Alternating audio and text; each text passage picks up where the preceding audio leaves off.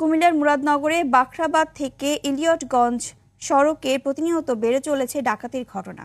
রাত হলে সড়কটিতে সক্রিয় হয়ে ওঠে কয়েকটি সংঘবদ্ধ ডাকাত চক্র।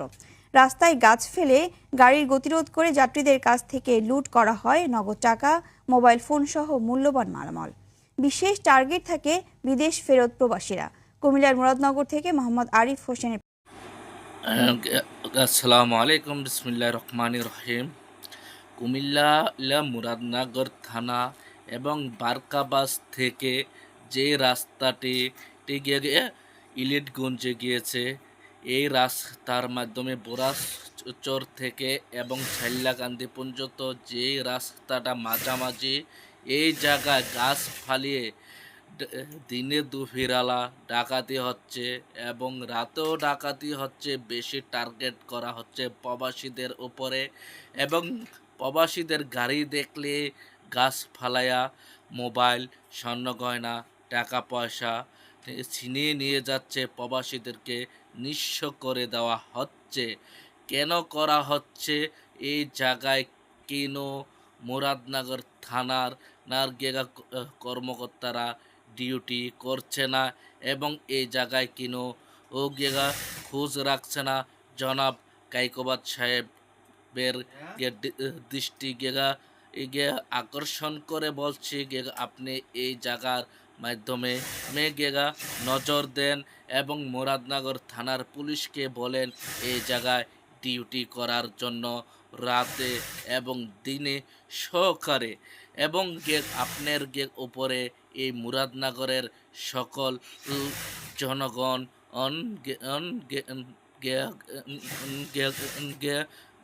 আশাবাদী এবং সবাই আপনাকে মন থেকে সেলুট করে এবং ভালোবাসা দিচ্ছে।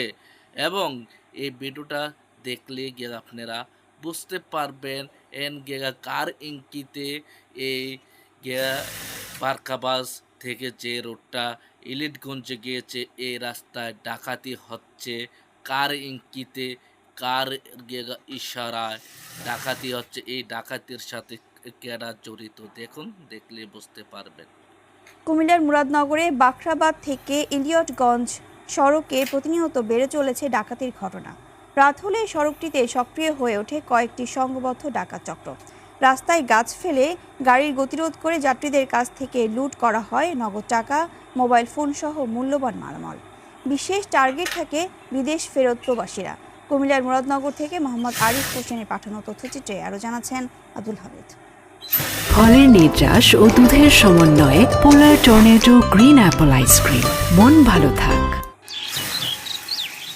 কুমিল্লার মুরাদনগরবাসীদের আতঙ্কের অপর নাম হয়ে দাঁড়িয়েছে বাখরাবাদ থেকে ইলিয়টগঞ্জ সড়ক। প্রতিনিয়ত সড়কটিতে ঘটছে ভয়ঙ্কর ডাকাতির ঘটনা। রাতের আধারে গাছ ফেলে রাস্তা অবরোধ করে করা হয় ডাকাতি। সশস্ত্র চক্রটির মূল টার্গেট বিদেশ ফেরত প্রবাসীরা। এমন ঘটনায় আতঙ্কিত যাত্রী, পরিবহন চালক ও স্থানীয় বাসিন্দারা।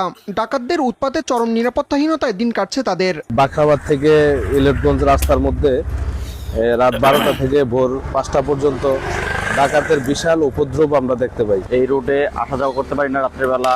আমাদের জানমালের কোনো নিরাপত্তা নাই। আমরা রাতের 10টার পর হইলেই ডাকাতের হামলা শিকার হই। যদি আমাদের এই রাস্তাতে ক্যামেরা এবং কি লাইটিং এর ব্যবস্থা করে দেয়, তাইলে আমরা সুন্দর মতো যাতায়াত করতে পারবো। সড়কে চলাচলকারী পরিবহন ও যাত্রীদের নিরাপত্তা নিশ্চিতে যথাযথ পদক্ষেপ গ্রহণের কথা জানিয়েছে মুরাদনগর থানা পুলিশ।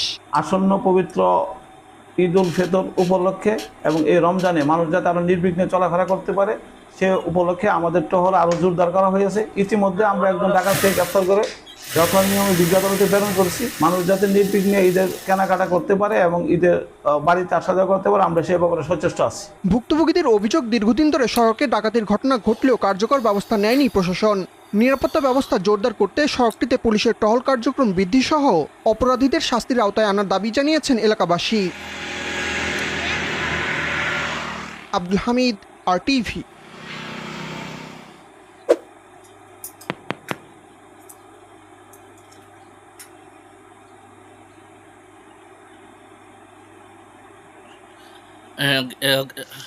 আসসালামু আলাইকুম আমার অডিয়েন্স ভাই বোনেরা, আপনারা সবই দেখছেন, সবই শুনছেন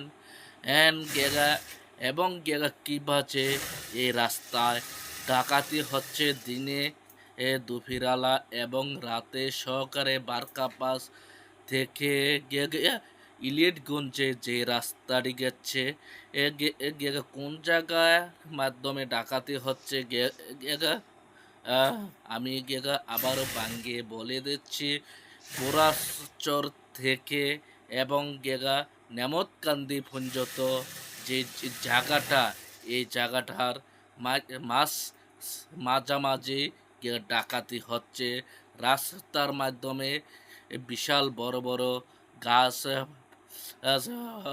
ফালায় রাখা ডাকাতি করা হচ্ছে। বেশি টার্গেট দিচ্ছে প্রবাসীদের উপরে। আপনাদের বিস্তারিত মতামতগুলা মেসেজের মাধ্যমে জানিয়ে দিন। এবারের মতোই আমি বিদায় নিচ্ছি। আসসালামু আলাইকুম।